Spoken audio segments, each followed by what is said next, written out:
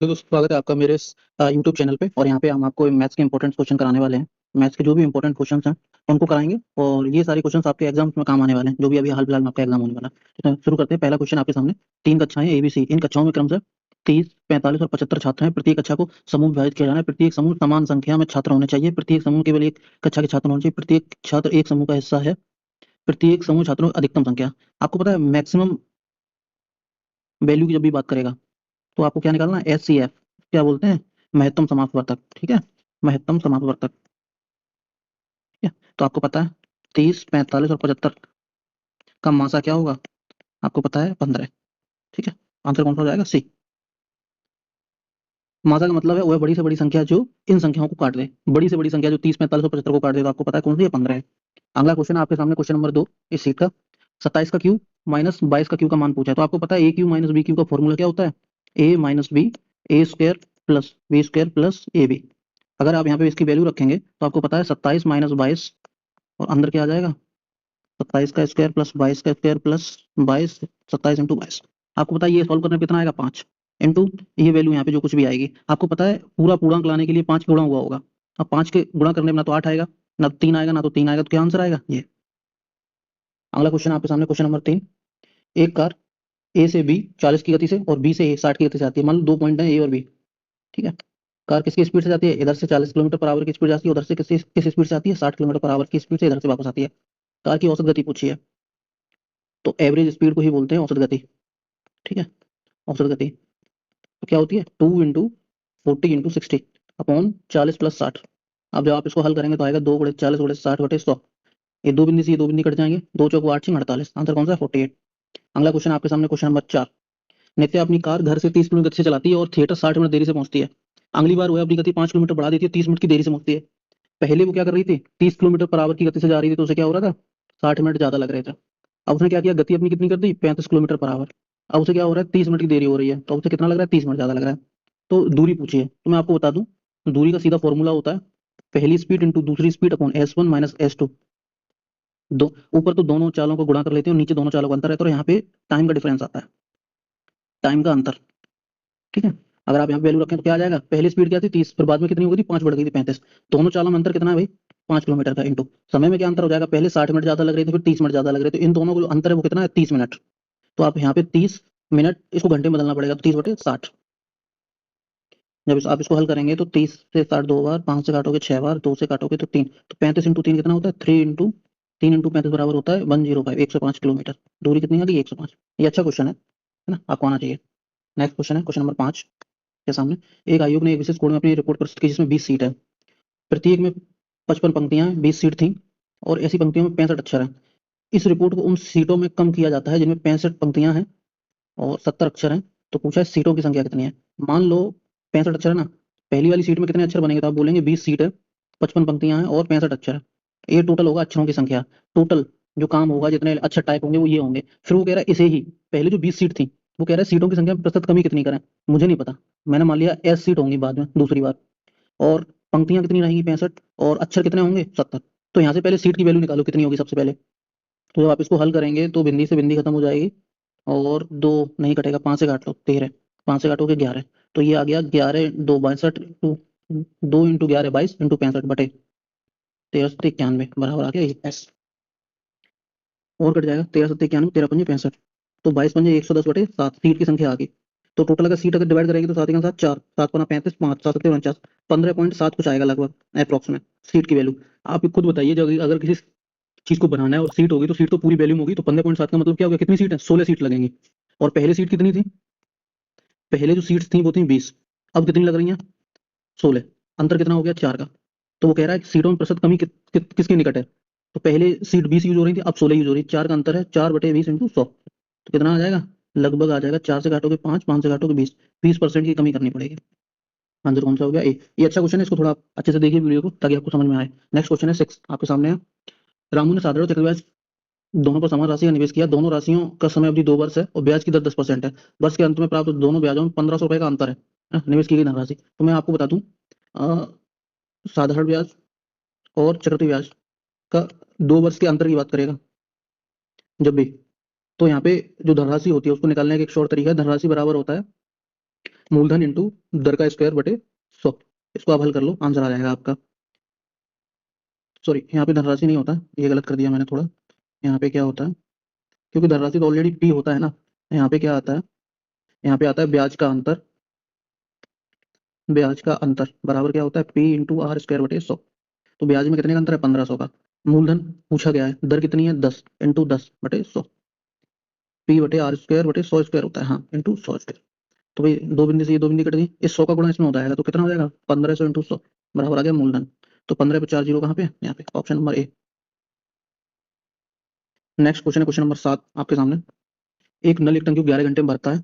मान लो ए नल है, उसको 11 घंटे में भरता है, दूसरा नल उसी टंकी को 22 घंटे में खाली करता है। ये खाली करने वाला है, तो एलसीएम लोगे तो 22 आ जाएगा, 11 दूनी 22, 22 सेकंड 22। तो ये है प्लस, ये भर रहा है, और ये क्या कर रहा है, माइनस कर रहा है। अब वो कह रहा है टंकी खाली है और दोनों नल एक साथ खोल दिया तो टंकी को पूरी तरह भरने में कितना समय लगेगा। आपको पता है काम कितना है, 22, और दो भर रहा है, एक खाली कर रहा है, दोनों साथ में खोलेंगे तो कितना काम होगा, एक तो कुल कितना समय लगेगा, 22 घंटे। तो आंसर कौन सा हो गया अभी। अगला क्वेश्चन है क्वेश्चन नंबर 8। एक छात्र ने अपने शिक्षक से 7.5% साधारण ब्याज पर इतने रुपए उधार लिए, 3 वर्षों बाद 360 के अतिरिक्त क्लब सदस्यता शुल्क वापस करता है, तो वापस की कुल धनराशि कितनी है। सबसे पहले साधारण 7.5 की दर से साधारण ब्याज निकालो। तो सिंपल इंटरेस्ट जब आप निकालोगे तो 6400 रुपए पे 3 साल का, 7.5 का मतलब हो गया 15/2।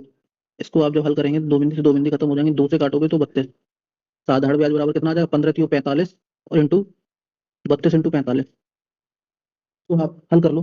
45 को आप 9 × 5 कर सकते हैं, तो 9 का गुणा कर लो, 9 दूनी 18, 1 9 27 और 1 28 × 5, 5 8 40 0 4 44 4 5 9 10 4 1440। ये हो गया ब्याज। ठीक है।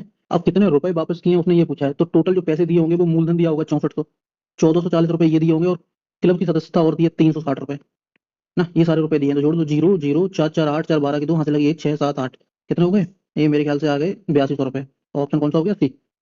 नेक्स्ट क्वेश्चन, ये कौन सा था, 8, ये है क्वेश्चन नंबर 9। पी आर से 6 गुना अधिक कार्य को चला है, पी और आर अकेले उसी कार्य को करने में कितना समय लेंगे। पी और आर दो व्यक्ति हैं, आर की क्षमता अगर 1 है तो पी की कितनी है, 6। तो मैं आपको बता दूं, क्षमता और समय में जो अंतर रेशियो होता है वो उल्टा होता है। अगर इसकी क्षमता 1 है तो ये ज्यादा समय ले रहा होगा, है ना, और इसकी क्षमता अगर 6 है तो ये कम समय ले रहा होगा, तो इनका क्षमता और समय का रेशियो कैसा हो जाता है, उल्टा हो जाता है। तो इसका कितना समय लगेगा, 1, इसको कितना लगेगा, 6। तो कितना आ गया, 1/6। क्वेश्चन नंबर है 10। व्यंजक, इसको हल करना है तो मैं आपको करके दिखा देता हूँ इस सीट पे। सबसे पहले आप इसको सॉल्व करिए, 3 से 9 को काटोगे 3 बार कटेगा, 5 3 15, 35 + 15 50, और 6 56। ऊपर तो आ गया 56। नीचे आप जब हल करोगे तो ये आएगा 3 दूनी 6, माइनस का 3 दूनी 6 और 2 8/3, प्लस 4 3 12 और 1 13/4।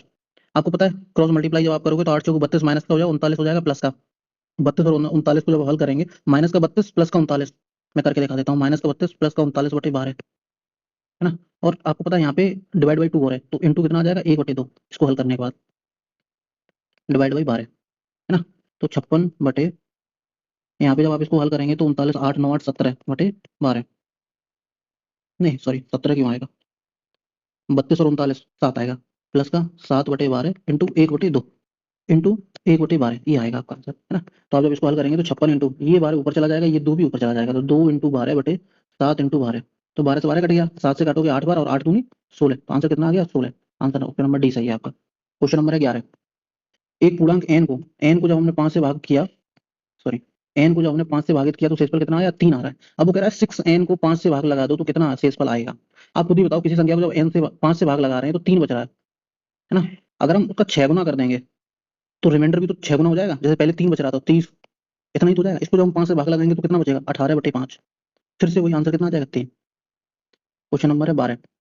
दो संख्याएं 2 और 3 के अनुपात में उनका योग 135 संख्या है, तो आपको पता है 5 के कितना दिया है, 135, के का मान निकालोगे 27, तो पहली संख्या कितनी आ गई, 27 दूनी 54, 27 दिया 81, आंसर कौन सा होगा, सी। Question number 13।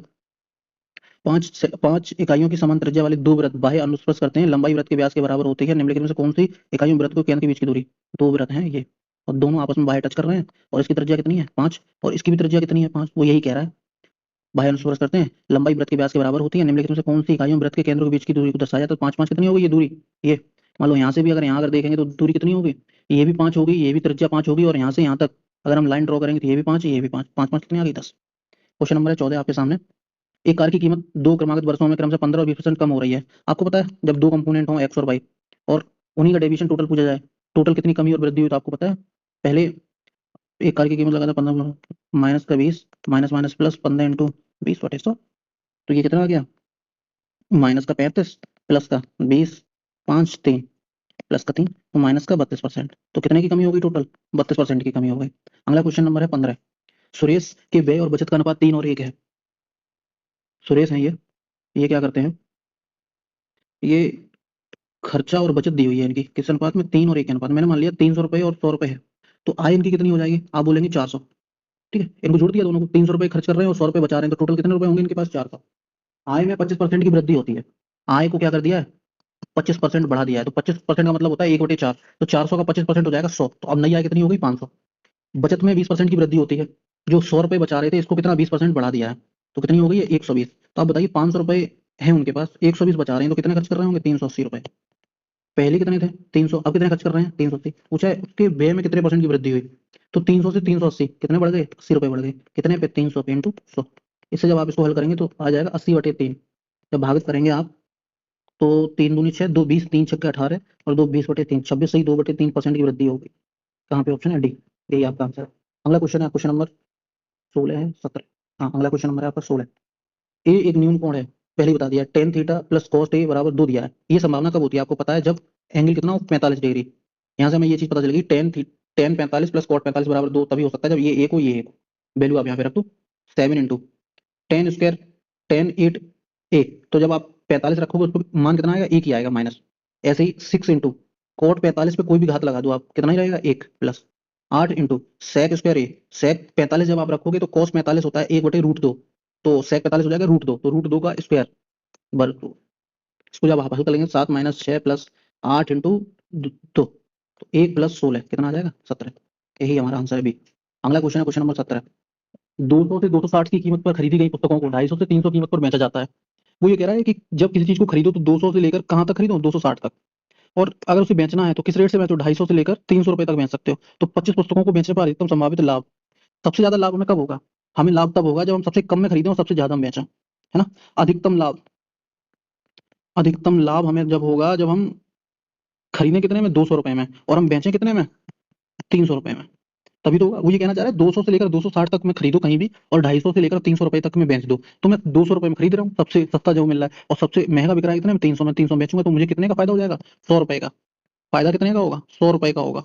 अब कितने पुस्तकें हैं? 25। तो 25 पुस्तकों पे कितना फायदा हो गया? 25 पुस्तकों हो गया, 25 इंटू 10 बराबर 250 रुपए। सॉरी 25 इंटू 100, 2500 रुपए। अगला क्वेश्चन है क्वेश्चन नंबर 18। एक कमरे में कुछ, ये अच्छा क्वेश्चन है, इंपॉर्टेंट क्वेश्चन है, इसको आप दिमाग लगा के पहले करिएगा, मैं करा देता हूँ। एक कमरे में कुछ कुर्सियां और कुछ लोग हैं, यदि प्रत्येक कुर्सी पर केवल एक व्यक्ति बैठा है तो ठीक एक व्यक्ति के पास कोई कुर्सी नहीं बचती है। दो रूम है, एक ए एक बी है। पहली कंडीशन में क्या है? जो व्यक्ति हैं वो अगर कुर्सियों पे बैठते हैं तो एक कुर्सी और लगेगी। पढ़िए आप इसको, यदि प्रत्येक कुर्सी पर केवल एक व्यक्ति बैठा है तो ठीक एक व्यक्ति के लिए कोई कुर्सी नहीं बची।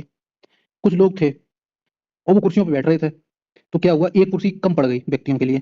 तो जो व्यक्ति थे, अगर मैं कुर्सियों पे आकलित करूं तो जितनी कुर्सी है और उसमें अगर एक कुर्सी और हो जाती तो लोग बराबर हो जाते, है ना। यानी पी बराबर कितना आ जाएगा? कुर्सी प्लस 1। ये तो फर्स्ट कंडीशन है। अब दूसरी कंडीशन में क्या कह रहा है? यदि प्रत्येक कुर्सी पर दो व्यक्ति बैठते हैं तो एक कुर्सी खाली है। जो व्यक्ति हैं, जो व्यक्ति हैं अगर उनको हम बाइफरकेट करेंगे तो कह रहा है कि कुर्सियों में एक कुर्सी खाली है, कुर्सियों में एक कम कर दिया। और ये कंडीशन कब है? जब सारी कुर्सियों पे दो लोग बैठते हैं। तो ये कौन सी? दूसरी कंडीशन बन गई। ठीक है, आप समझिए, ये भी व्यक्ति हैं। एक कुर्सी जब हमने कम कर दी, जितनी कुर्सियां थी उनमें से एक कुर्सी मैंने हटा दी और हर कुर्सी पे दो लोगों को बैठा दिया, इतने ही लोग हैं यहाँ भी। यानी पीपल बराबर व्यक्ति बराबर कितना हो गया ये? तो क्या मैं ये व्यक्ति और ये व्यक्ति बराबर कर सकता हूँ? तो आप कहेंगे सी प्लस वन बराबर कितना हो जाएगा? 2C-1, जो कुर्सियां हैं। तो इसको जब आप हल करेंगे तो आप कितना आ जाएगा? ये इधर जाएगा, ये 3 बराबर कुर्सी। तो कितनी कुर्सी लगेगी? ठीक, ये बहुत अच्छा क्वेश्चन है। नेक्स्ट क्वेश्चन है आपके सामने 19। यदि 48 प्लस की न्यून कोण है sine theta plus equal to cos. आपको पता है साइन थीटा बराबर क्या होता है? Cos 90 minus theta. आप यहाँ पे रख दो, तो साइन 48 डिग्री प्लस के बराबर क्या हो जाएगा? साइन 90 माइनस 13 डिग्री, है ना। तो 48 प्लस के, 48 डिग्री प्लस के बराबर क्या आ जाएगा? 90 में से 30 13 गया, 77। तो के का मान कितना आ जाएगा? 29 डिग्री। आप इसको हल कर लीजिएगा।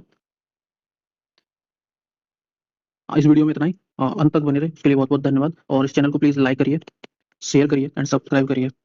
बहुत बहुत धन्यवाद, आपने इस वीडियो को यहाँ तक देखा। ठीक है, अपनी तैयारी को बरकरार रखिए।